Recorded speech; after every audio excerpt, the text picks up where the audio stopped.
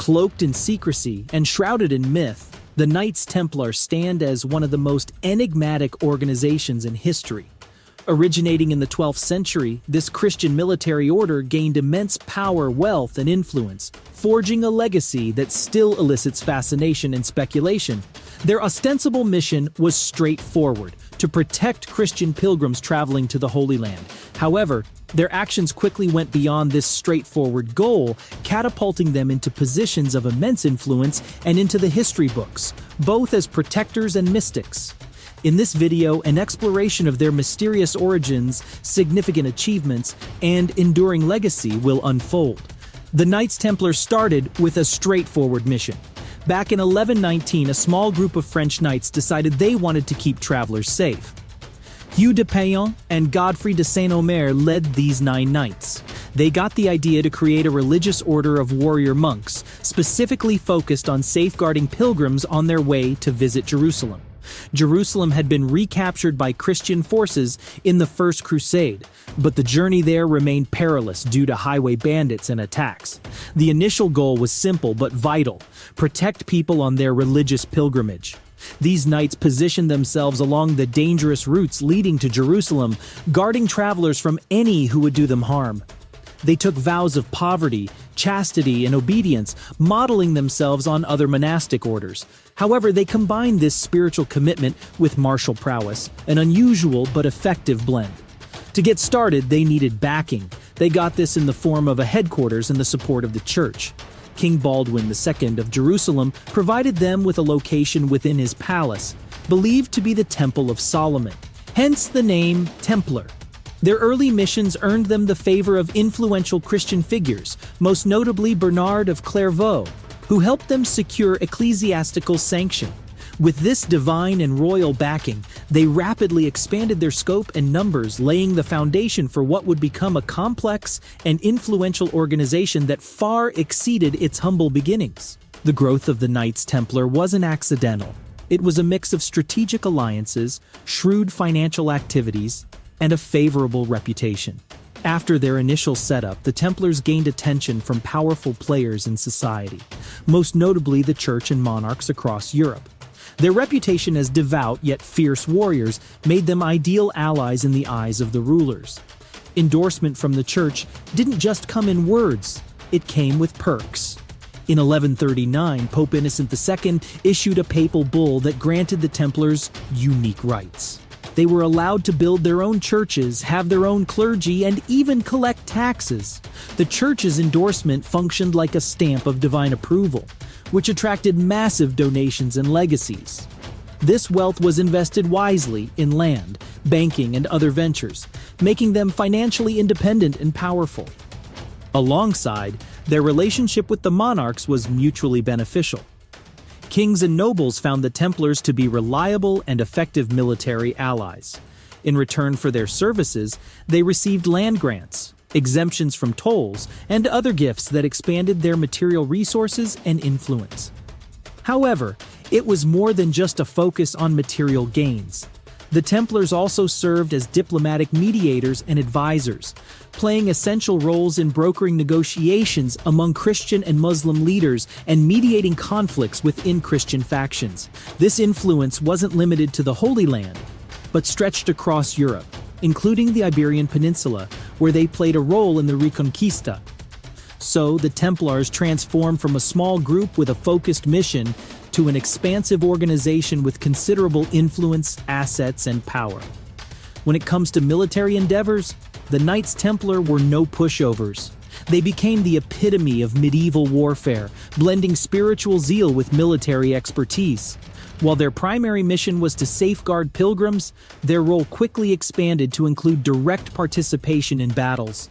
The Templars became masters of the art of fortification, establishing castles and outposts in strategic locations. These served as bases from which they could launch effective counterattacks against enemy forces. Their castles, such as the famous Crac de Chevalier, became almost impregnable strongholds. In battle, the Templars had distinct roles. Heavily armed knights were the tip of the spear, clashing directly with enemy forces, while archers and infantry provided support. Their iconic white mantles, adorned with a red cross, became a symbol both inspiring to allies and terrifying to foes. Key battles highlighted their military ingenuity. At the Battle of Montgisard in 1177, despite being outnumbered, the Templars led a Christian force that decimated a larger Muslim army. Their use of cavalry charges, combined with close coordination with other Christian troops, proved decisive. However, not all campaigns were victories. The fall of the fortress city of Acre in 1291 marked a turning point. Despite a valiant defense, the Templars couldn't prevent the city's capture, signaling a decline in their military effectiveness. While their history is filled with both triumphs and setbacks, the Knights Templar left an indelible mark on the military strategies of the medieval period, earning them a chapter in the playbook of warfare. But what fueled the engine of this medieval juggernaut? Was it just steel and valor? Or did gold play its part? Money makes the world go round, and the Knights Templar knew this better than most. While they started with vows of poverty, the Templars became economic giants of their time. Their transformation into one of the wealthiest organizations was due in part to their shrewd financial activities and strong alliances with the church and royalty. Donations flowed from religious devotees and wealthy nobles, eager to earn favor either in this life or the next. Land, gold, and even entire villages were gifted to the order. Over time, they built an extensive network of estates across Europe and the Holy Land, bringing in steady income from farming, trade, and rent. The Templars didn't stop at land ownership. They ventured into banking, offering secure depository services for pilgrims heading to the Holy Land. In return for deposited gold, the Templars would issue letters of credit, which could be cashed at their various outposts. This not only provided convenience for the pilgrims, but also created a form of international banking. Their business acumen stretched to resource management as well. They invested in vineyards, mills, and markets. Their fleet of ships ensured that they could move goods efficiently, adding a logistical arm to their ever-growing financial empire. These economic ventures solidified their financial independence, allowing them to fund military campaigns and diplomatic efforts, further entrenching their influence and reach. The Templars were not just warriors, but also economic powerhouses, a dual role that contributed to both their rise and eventual downfall. Symbols and rituals offer a window into the soul of any organization, and for the Knights Templar, they were no mere decoration. One of the most recognized symbols of the Templars is the red cross on a white background. This insignia became synonymous with the order, signifying their Christian faith and commitment to their mission. Equally iconic was their Seal of Solomon, a variation of a star, often interpreted as a representation of their initial headquarters near the Temple of Solomon in Jerusalem. Some sources suggest it symbolized the unity between the spiritual and secular duties of the Templars. Their rituals, often shrouded in mystery, held deep significance for the knights. Initiation rites were secretive, involving oaths of loyalty and codes of conduct. These ceremonies bound the knights in a tight-knit brotherhood, reinforcing their collective identity and shared purpose. Though details are scarce, it's believed that their rituals incorporated elements from their experiences in the Holy Land, blending Christian liturgy with practices observed during their interactions with Eastern Christian and Muslim communities.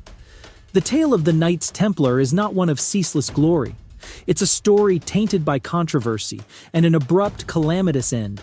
As the order grew in power and wealth, they also attracted envy, suspicion, and accusations of heresy.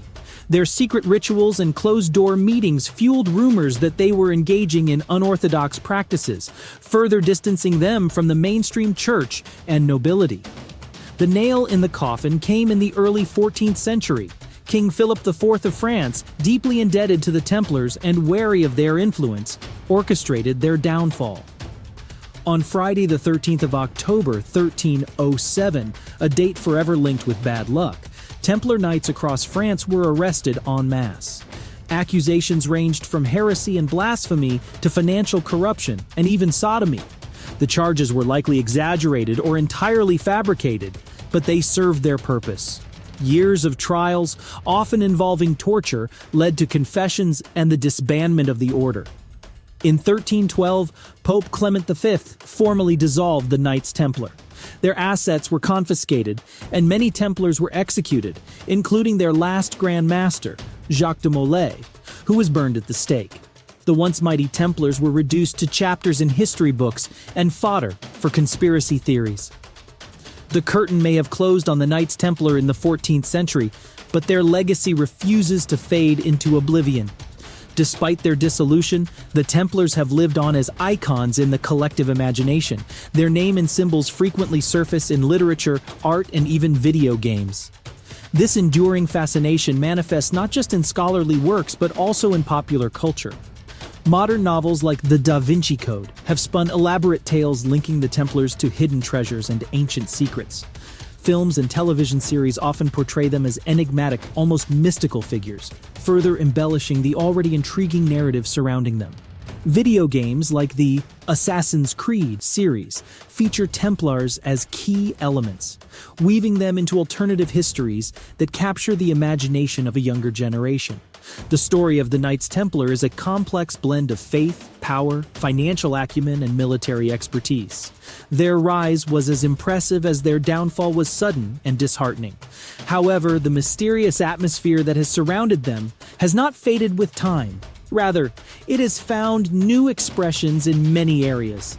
If you're intrigued, feel free to subscribe and hit the notification bell to never miss an episode on riveting historical subjects. Thank you!